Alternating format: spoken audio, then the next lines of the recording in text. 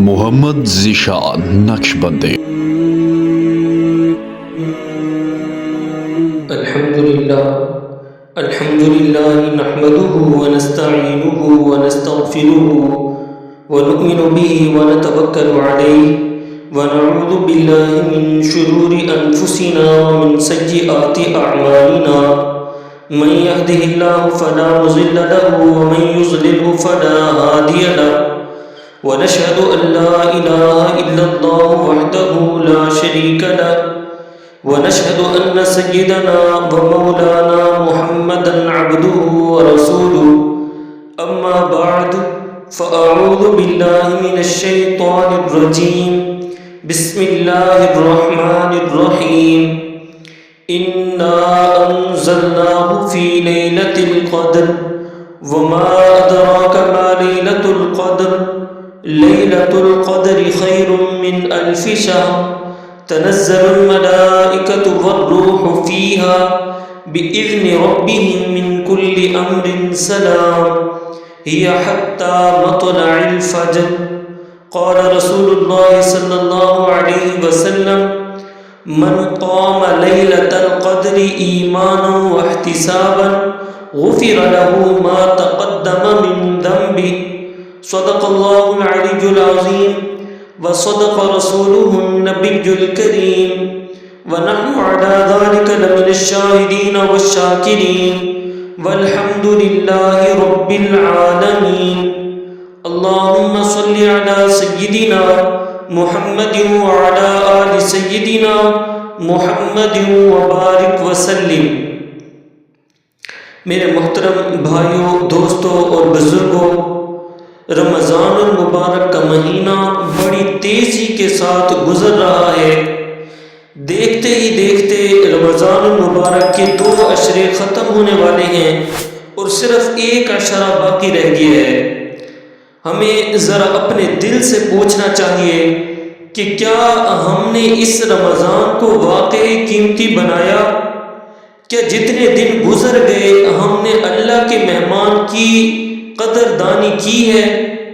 کیا ہم نے وہ عبادت کی جس کی اس مہینے میں ضرورت تھی؟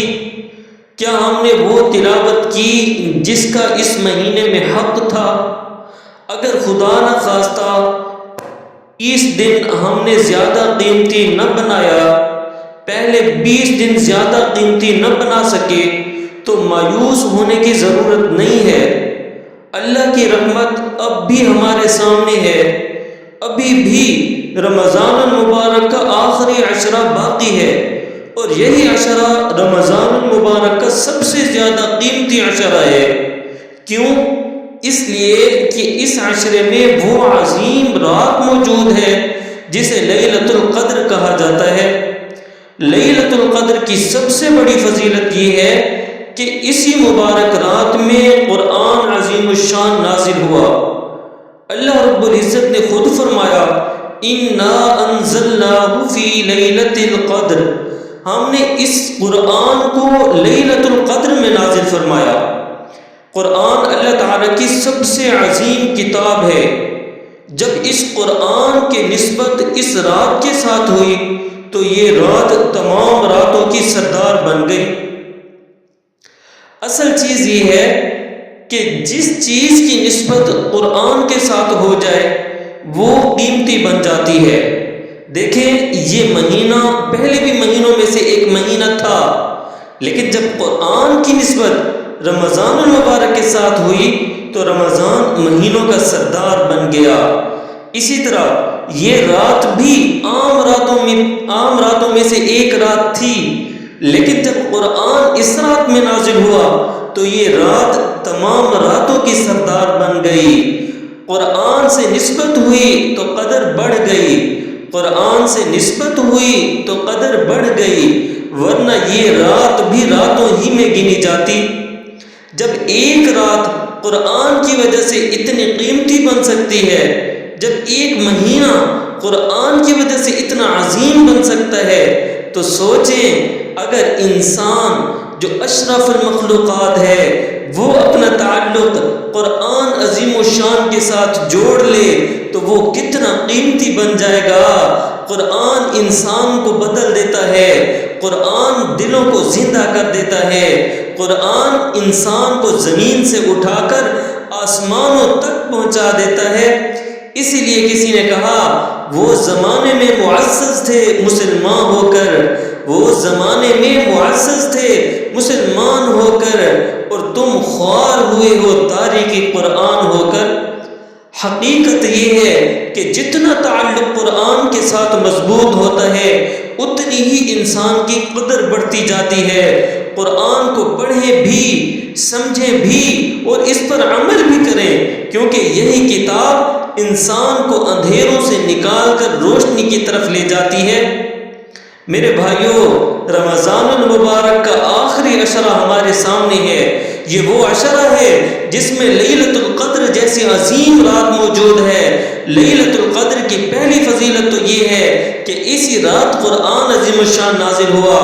دوسرا، پھر قرآن کریم میں اللہ رب العزت فرماتے ہیں لیلۃ القدر خیر من الف شہر، یعنی لیلۃ القدر 1000 مہینوں سے بہتر ہے۔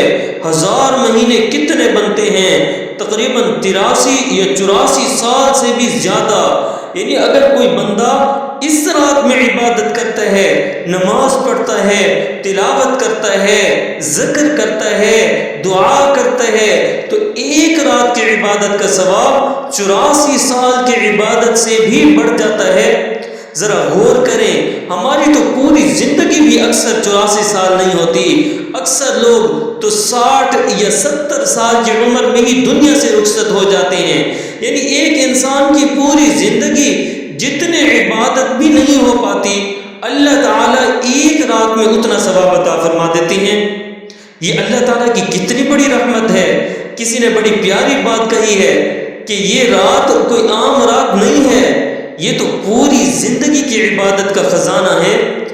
ایک سجدہ جو نصیب شب قدر ہو جائے، ایک سجدہ جو نصیب شب قدر ہو جائے، عمر بھر کی میری عبادت سے بہتر ہو جائے۔ سوچنے کی بات ہے کہ جب اللہ تعالیٰ ایک رات میں پوری زندگی کی عبادت کا ثواب دینے کے لیے تیار ہیں، تو کیا ہم پھر بھی اس رات سے محروم رہ جائیں گے؟ کیا ہم پھر بھی اس رات کو سوتے ہوئے گزار دیں گے؟ یہ تو ایسا ہی ہے جیسے کسی کو خزانے کا دروازہ دکھا دیا جائے اور وہ کہے کہ مجھے اس کی ضرورت ہی نہیں۔ بزرگان دین فرمایا کرتے تھے بد نصیب ہے وہ انسان جو رمضان المبارک تو پائے اور لیلۃ القدر سے محروم رہ جائے۔ اسی لیے اللہ کے پیارے نبی صلی اللہ علیہ وسلم آخری عشرے میں عبادت بہت بڑھا دیا کرتے تھے۔ روایات میں آتا ہے کہ جب آخری عشرہ شروع ہوتا تو آپ صلی اللہ علیہ وسلم راتوں کو جاگتے تھے، اپنے گھر والوں کو بھی جگاتے تھے اور عبادت میں مشغول ہو جاتے تھے، کیونکہ آپ صلی اللہ علیہ وسلم جانتے تھے کہ یہ رات کتنی عظیم رات ہے۔ لیلۃ القدر کی ایک اور بڑی فضیلت قرآن کریم نے یہ بیان فرمائی ہے۔ اللہ رب العزت کا فرمان ہے تنزل الملائکۃ والروح فیہا بإذن ربہم من کل امر، یعنی اس رات میں فرشتے اور حضرت جبرائیل علیہ السلام زمین پر نازل ہوتے ہیں۔ سوچیں، وہ فرشتے جو ہمیشہ آسمانوں میں رہتے ہیں وہ بھی اس رات زمین پر اترتے ہیں۔ کیوں اترتے ہیں؟ وہ زمین پر پھیل جاتے ہیں، عبادت کرنے والوں کے پاس جاتے ہیں، ان کے لیے دعائیں کرتے ہیں اور اللہ تعالیٰ کی رحمت لے کر آتے ہیں۔ جو بندہ اس رات میں نماز پڑھ رہا ہو، جو قرآن عظیم الشان کی تلاوت کر رہا ہو، جو اللہ سے دعائیں مانگ رہا ہو، فرشتے اس کے پاس آ کر کہتے ہیں اے اللہ کے بندے، تو کتنا خوش نصیب ہے کہ تو اس رات میں اپنے رب کے سامنے کھڑا ہوا ہے۔ میرے بھائیوں، لیلۃ القدر کی ایک اور بڑی فضیلت یہ بھی ہے کہ اس رات گناہوں کی معافی ہوتی ہے۔ پیارے آقا مدنی صلی اللہ علیہ وسلم نے فرمایا جو شخص ایمان کے ساتھ ثواب کی نیت سے لیلۃ القدر میں عبادت کرے، اللہ تعالیٰ اس کے پچھلے تمام گناہ معاف فرما دیتے ہیں۔ اب ذرا سوچیں، ہماری زندگی تو گناہوں سے بھری ہوئی ہے، نہ جانے کتنی کوتاہیاں کی ہیں، نہ جانے کتنی غلطیاں کی ہیں، نہ جانے کتنی اللہ اللہ تعالیٰ کی نافرمانیاں کی ہیں، لیکن اللہ تعالیٰ کی رحمت تو دیکھیں کہ ایک رات میں سب کچھ معاف کرنے کو تیار ہیں۔ لیلۃ القدر کی رات اللہ تعالیٰ اپنے بندوں کو دیکھ کر فرماتے ہیں، اے میرے بندو مانگو مانگو، جو مانگنا چاہتے ہو مانگو، آج کی رات میں تمہیں خالی نہیں لٹاؤں گا۔ جب انسان لیلۃ القدر کی اتنی بڑی فضیلتیں سنتا ہے تو دل کے اندر فوراً ایک سوال پیدا ہوتا ہے۔ دل کہتا ہے کہ اگر ایک رات کی عبادت 84 سال کی عبادت سے بہتر ہے تو پھر ہمیں یہ معلوم ہونا چاہیے کہ لیلۃ القدر کون سی رات ہے تاکہ ہم اس رات زیادہ سے زیادہ عبادت کر سکیں۔ یہ سوال صحابہ کرام رضی اللہ عنہم کے دلوں میں بھی پیدا ہوا تھا، لیکن حقیقت یہ ہے کہ لیلۃ القدر کی تعیین میں اختلاف ہے، یعنی قطعی طور پر یہ نہیں بتایا گیا کہ وہ کون سی رات ہے۔ کیوں نہیں بتایا گیا؟ اس لیے کہ اس کے پیچھے بھی ایک عجیب واقعہ ہے۔ پیارے رسول اللہ صلی اللہ علیہ وسلم ایک دن صحابہ کرام رضی اللہ عنہم اجمعین کو لیلۃ القدر کی صحیح رات بتانے کے لیے تشریف لا رہے تھے۔ آپ صلی اللہ علیہ وسلم چاہتے تھے کہ امت کو واضح طور پر بتا دیں کہ وہ کون سی رات ہے تاکہ سب لوگ اسی رات عبادت کریں، لیکن راستے میں کیا ہوا؟ دو بندوں کے درمیان جھگڑا ہو رہا تھا۔ جب پیارے رسول اللہ صلی اللہ علیہ وسلم نے وہ جھگڑا دیکھا تو فرمایا، میں تمہیں لیلۃ القدر کی تعیین بتانے کے لیے آ رہا تھا، لیکن فلاں اور فلاں کے جھگڑے کی وجہ سے اس کی تعیین بھلا دی گئی۔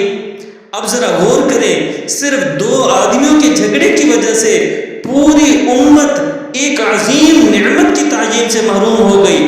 علماء فرماتے ہیں کہ اللہ تعالیٰ نے اس میں بڑی حکمت رکھی ہے تاکہ لوگ صرف ایک رات نہیں بلکہ کئی راتیں عبادت کر سکیں۔ لیکن اس واقعے میں ہمارے لیے ایک بہت بڑا سبق بھی موجود ہے، اور وہ سبق یہ ہے کہ جھگڑا اور لڑائی کتنی بڑی نحوست ہوتی ہے ان چیزوں سے۔ ایک جھگڑے نے اتنی بڑی برکت چھین لی۔ جھگڑے دلوں کو توڑ دیتے ہیں اور برکتوں کو اٹھا کر لے جاتے ہیں۔ ہم ذرا اپنے معاشرے کو دیکھیں، آج ہر طرف جھگڑے ہی جھگڑے ہیں، گھروں میں جھگڑے ہیں، رشتوں میں جھگڑے ہیں، دوستوں میں جھگڑے ہیں، بھائیوں میں جھگڑے ہیں، اور بعض اوقات تو یہ جھگڑے قطع تعلق کی تک پہنچ جاتے ہیں۔ بھائی بھائی سے بات نہیں کرتا، رشتہ دار سے ناراض ہیں، سالوں سال ایک دوسرے کو سلام تک نہیں کرتے۔ حالانکہ آقا مدنی صلی اللہ علیہ وسلم نے فرمایا کسی مسلمان کے لیے یہ جائز نہیں ہے کہ وہ اپنے بھائی سے 3 دن سے زیادہ قطع تعلق ہی کرے۔ اور ایک حدیث میں تو آتا ہے کہ جب دو مسلمان آپس میں لڑتے ہیں تو اللہ کی رحمت ان سے دور ہو جاتی ہے۔ سوچیں، جب دو آدمیوں کے جھگڑے نے لیلۃ القدر جیسی عظیم نعمت کی تعیین ہم سے اٹھا لی تو ہمارے روزانہ کے جھگڑوں کی کتنی بے برکتی ہوگی۔ دلوں کو جوڑ کے رکھنا بھی عبادت ہے، دلوں کو جوڑ کے رکھنا بھی عبادت ہے۔ عداوتوں میں تو برکت بھی کھو سی جاتی ہے۔ میرے بھائیوں، اگر ہم یہ چاہتے ہیں کہ رمضان المبارک کی برکتیں نصیب ہوں، اگر ہم چاہتے ہیں کہ لیلۃ القدر کی سعادت مل جائے تو ہمیں اپنے دلوں کو صاف کرنا ہوگا۔ کسی سے ناراض ہیں تو معاف کر دیں، کسی سے جھگڑا ہے تو ختم کر دیں، کسی سے قطع تعلقی ہے تو جوڑ پیدا کر لیں۔ کیوں؟ کیونکہ اللہ تعالیٰ کو وہ دل پسند ہیں جن میں کینہ نہ ہو، جن میں بغض نہ ہو، جن میں نفرتیں نہ ہوں۔ جو دلوں کو جوڑتا ہے اللہ اس کی تقدیر سنوار دیتے ہیں۔ اب سوال یہ پیدا ہوتا ہے کہ ہم لیلۃ القدر کو کیسے حاصل کریں؟ اگر ہم واقعی چاہتے ہیں کہ ہمیں اس عظیم رات کی سعادت نصیب ہو جائے تو اس کا سب سے بہترین طریقہ یہ ہے کہ آخری عشرے کا اعتکاف کر لیں۔ اعتکاف کیا چیز ہے؟ اعتکاف کا مطلب یہ ہے کہ انسان آخری 10 دن مسجد میں ٹھہر جائے، دنیا کے کاموں سے الگ ہو جائے اور اپنے آپ کو مکمل طور پر اللہ کی عبادت کے لیے وقف کر دے۔ یہ کوئی معمولی عبادت نہیں ہے، یہ دراصل اللہ کے دربار میں حاضری دینا ہے۔ رسول اللہ صلی اللہ علیہ وسلم ہر سال رمضان مبارک کے آخری عشرے میں اعتکاف فرمایا کرتے تھے، اور آقا مدنی صلی اللہ علیہ وسلم کا مقصد بھی یہی ہوتا تھا کہ لیلۃ القدر کو تلاش کیا جائے۔ علماء کرام فرماتے ہیں کہ اعتکاف کی ایک بڑی حکمت یہ ہے کہ انسان جب پورے آخری عشرے میں مسجد میں رہتا ہے تو یقینی بات ہے کہ لیلۃ القدر بھی انہی راتوں میں آتی ہے۔ اس طرح وہ اس عظیم رات سے محروم نہیں رہتا۔ گویا اعتکاف کرنے والا انسان ہر حال میں لیلۃ القدر پا لیتا ہے۔ اسی لیے اللہ والے اعتکاف کو بہت اہم سمجھتے تھے۔ جو شخص آخری عشرے میں مسجد کا دروازہ پکڑ لیتا ہے، اللہ اس کے لیے رحمت کے دروازے کھول دیتے ہیں۔ اعتکاف اصل میں دنیا سے تھوڑا سا الگ ہو کر اللہ کے ساتھ تعلق مضبوط کرنے کا نام ہے۔ دنیا کے کام، دنیا کے کاروبار، موبائل، گفتگو، مصروفیات، یہ سب انسان کو اللہ تعالیٰ سے دور کر دیتے ہیں۔ لیکن جب انسان مسجد میں بیٹھ جاتا ہے تو پھر اس کے پاس صرف 3 کام رہ جاتے ہیں: نماز، قرآن اور دعا۔ چھوڑ کر شور جہاں آ بیٹھ مسجد کے قریب، چھوڑ کر شور جہاں آ بیٹھ مسجد کے قریب، یہ سکون دل کہیں بازار میں نہیں ملتا۔ کچھ دن خدا کے گھر میں گزارا دوستو، دل کی تھکن بھی دور ہو، رحمت بھی مل جائے گی۔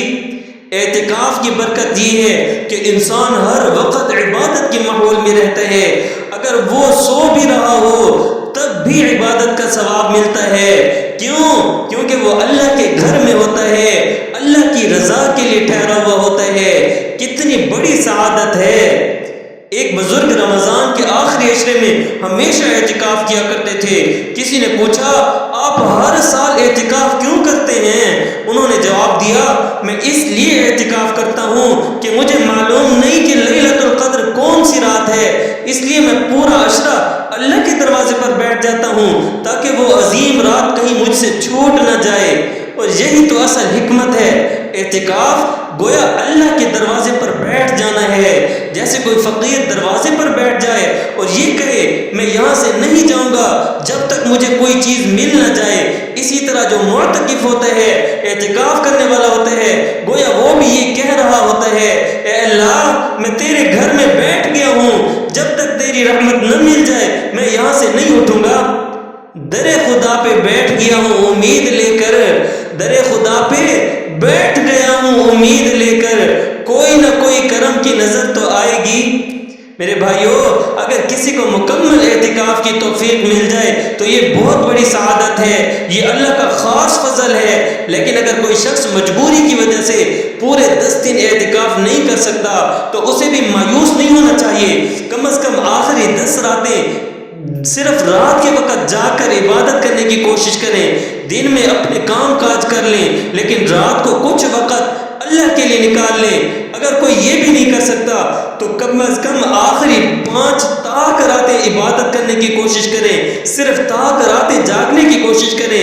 اور اگر کسی کی کمزوری اتنی زیادہ ہے کہ وہ 5 راتیں بھی پوری نہیں جاگ سکتا تو کم از کم آخری درجہ یہ ہے کہ ان آخری 5 تاک راتوں میں کچھ وقت ہی جاگ لیں، پوری رات نہ صحیح، 1 گھنٹہ صحیح، 1 گھنٹہ نہیں تو آدھا گھنٹہ صحیح، لیکن اللہ کے سامنے کھڑا تو ہو جائے، قرآن پڑھ تو لے، 2 نفل پڑھ تو لے، اللہ تعالیٰ سے دعا مانگ تو لینا۔ کیا خبر اسی تھوڑے سے وقت میں اللہ تعالیٰ اس کی تقدیر بدل دیں۔ تھوڑی سی دیر جاگ کے دیکھو تو صحیح، تھوڑی سی دیر جاگ کے دیکھو تو صحیح، شاید نصیب کھلنے کا لمحہ یہی ہو۔ اللہ والے کہا کرتے تھے کہ لیلۃ القدر کی رات کو ضائع نہ کرو، یہ رات بار بار نہیں آتی۔ ایک بزرگ فرماتے تھے، اگر مجھے معلوم ہو جائے کہ یہ رات لیلۃ القدر ہے تو میں ساری رات سجدے میں گزار دوں، کیونکہ اس ایک رات کا فائدہ پوری زندگی کا فائدہ بن جاتا ہے۔ یہ رات خزانے کی رات ہے، سنبھال کے رکھ لینا۔ یہ رات خزانے کی رات ہے، سنبھال کے رکھ لینا، پھر زندگی بھر ایسا موقع نہیں ملتا۔ رمضان المبارک کا آخری عشرہ ہمارے سامنے ہے، رحمت کے دروازے کھلے ہوئے ہیں، فرشتے زمین پر اتر رہے ہیں، اللہ کی مغفرت پکار رہی ہے۔ آئیں ہم ارادہ کریں کہ اس آخری عشرے کو غفلت میں نہیں گزاریں گے، ہم کوشش کریں گے کچھ راتیں مسجد میں گزاریں گے، کچھ وقت قرآن کے ساتھ گزاریں گے، کچھ آنسو اللہ کے سامنے بہائیں گے۔ کیا خبر انہی آنسوؤں کی وجہ سے اللہ تعالی ہمارے گناہ معاف فرما دے اور ہمیں لیلۃ القدر کی سعادت نصیب فرما دے۔ میرے بھائیو، ایک بات ذرا دل پر ہاتھ رکھ کر سوچنے کی ہے، واقعی بڑے افسوس کی بات ہے کہ ہم دنیا کے لیے تو کتنی راتیں جاگ لیتے ہیں، لیکن اللہ کے لیے ایک رات جاگنا ہمارے لیے مشکل لگتا ہے۔ اب ذرا بازاروں کو دیکھ لیں، عید قریب آ رہی ہے، دکانوں پر رش ہو چکا ہے، لوگ دن رات کام کر رہے ہیں، کپڑوں کی دکانیں کھلی ہوئی ہیں، بازار رات گئے تک آباد ہیں، تاجر حضرات دن کو بھی کام کر رہے ہیں اور راتوں کو بھی کام کر رہے ہیں، کسی کو نیند بھی یاد نہیں ہے، کسی کو تھکن بھی یاد نہیں ہے۔ کیوں؟ کیونکہ دنیا کمانے کا موقع ہے، لیکن جب بات آتی ہے کہ اللہ کے لیے ایک رات جاگ لو تو ہمیں سمجھانا پڑتا ہے، بیان کرنا پڑتا ہے، ترغیب دینی پڑتی ہے، اور اس کے باوجود پھر بھی ہم کہتے ہیں کہ یہ تو بہت مشکل کام ہے۔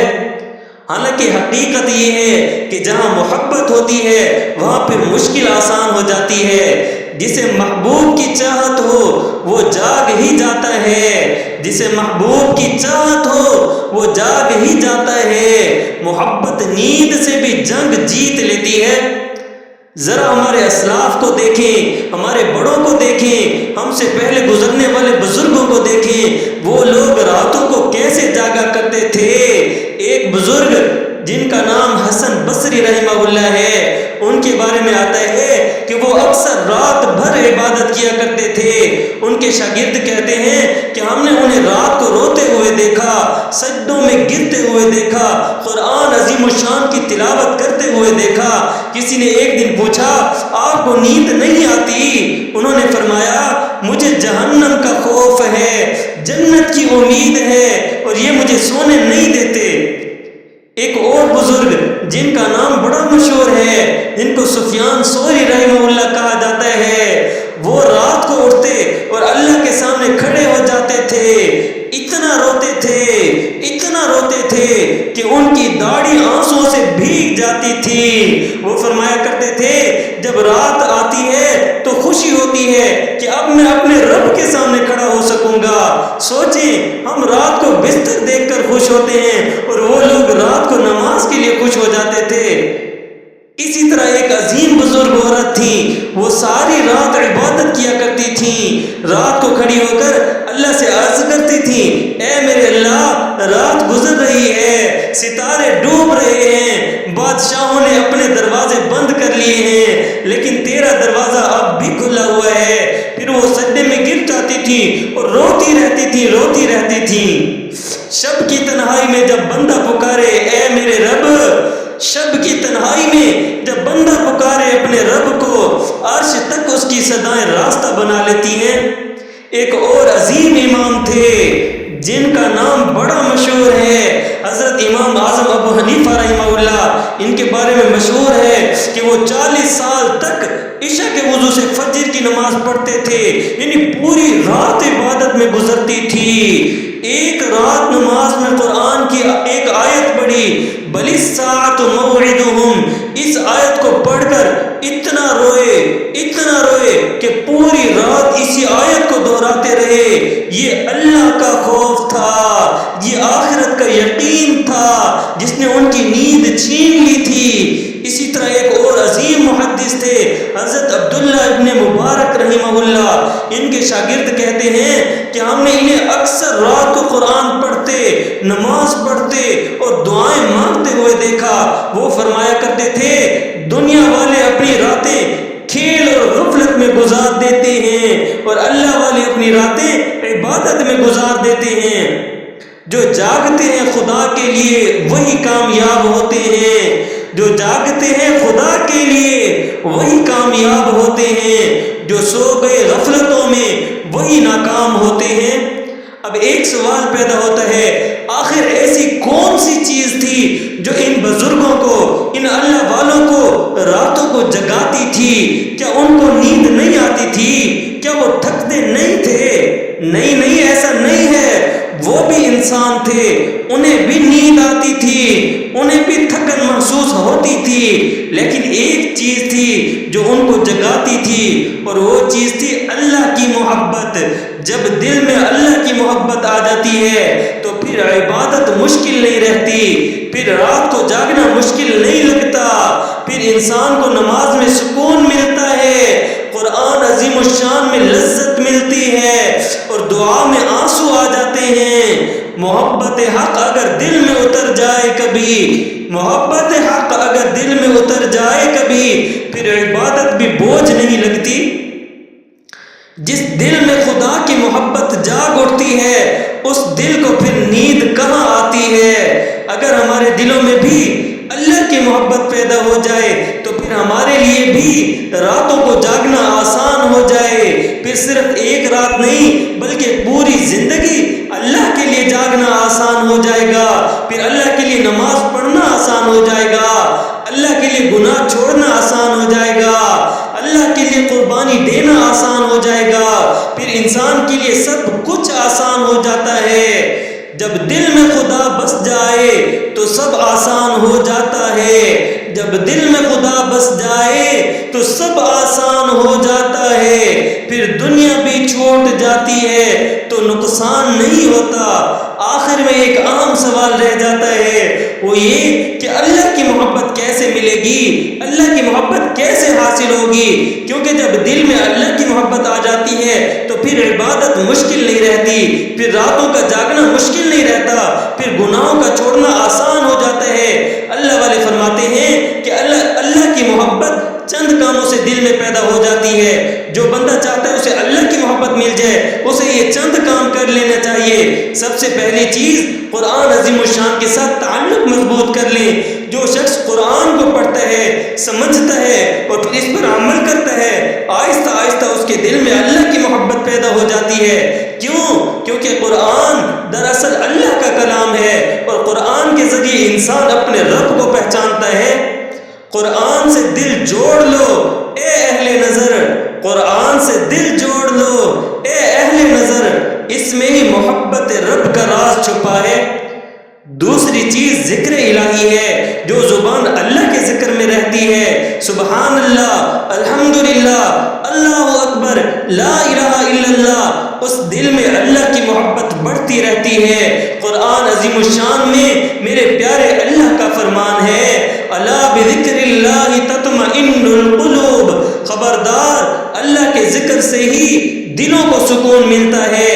تیسری چیز گناہوں سے بچنا ہے۔ جو بندہ چاہتا ہے اسے اللہ کی محبت مل جائے، گناہوں سے کنارہ کش ہونا پڑے گا۔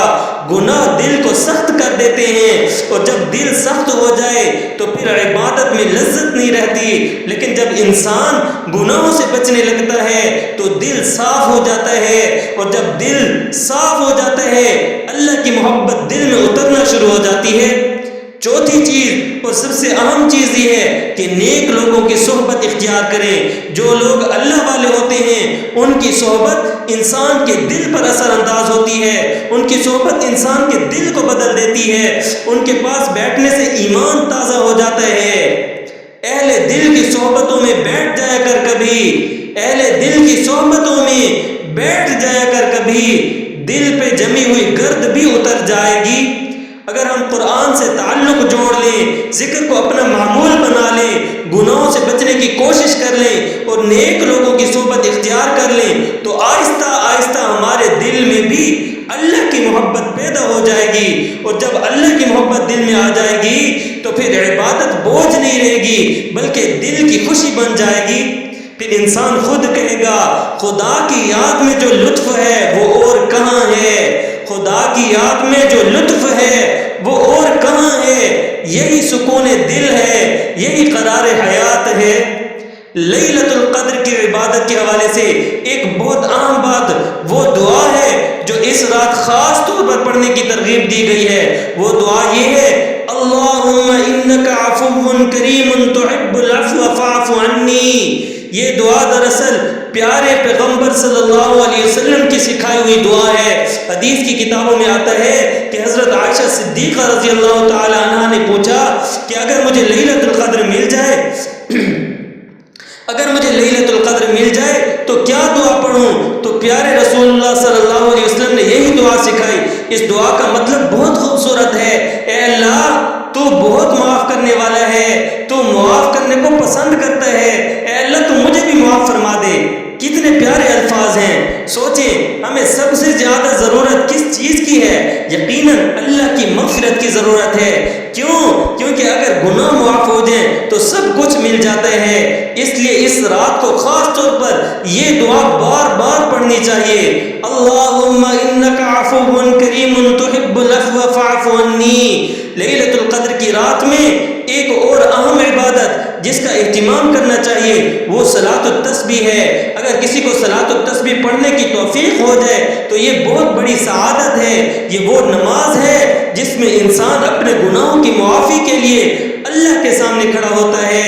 اگر لیلۃ القدر میں 2 نفل بھی اخلاص کے ساتھ پڑھ لیے جائیں تو بھی بہت بڑی دولت ہے۔ اگر ہم 2 نفل نہیں بلکہ 4 نفل صلاۃ التسبیح پڑھیں گے تو اللہ تعالیٰ انشاءاللہ ہم سے خوش ہو جائیں گے۔ اللہ تعالیٰ سے دعا ہے کہ یہ جو باتیں کہی گئی سنی گئیں اللہ تعالیٰ ہم سب کو ان پر عمل کرنے کی توفیق عطا فرمائیں، ان تمام باتوں کو ہمارے لیے نافع بنائیں۔ اللہ تعالیٰ ہمیں رمضان المبارک کے آخری عشرے کی قدردانی کی توفیق عطا فرمائے۔ وآخر دعوانا ان الحمد للہ رب العالمین۔ Mm-hmm.